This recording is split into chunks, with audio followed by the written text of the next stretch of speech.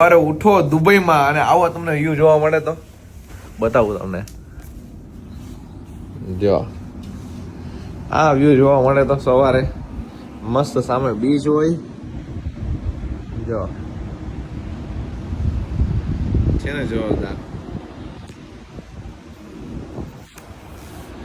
આ દુબઈમાં છે પણ દુબઈની પ્રોપર્ટી નથી. આ છે વોકો મોનાકો, જે દુબઈમાં એ લોકોએ મેન આઇલેન્ડ બનાવેલો છે. ત્યાં છે, ત્યાં પ્રોપર્ટી છે મસ્ત દરિયા કિનારે. થોડું ઘણું એમ લાગે મોલદીવ્સમાં છીએ. દુબઈમાં છે એવું ફીલ જ ન થાય, એમ કે ઊંચી ઊંચી બિલ્ડિંગ કે બીજી કઈ વસ્તુ દેખાય નહીં.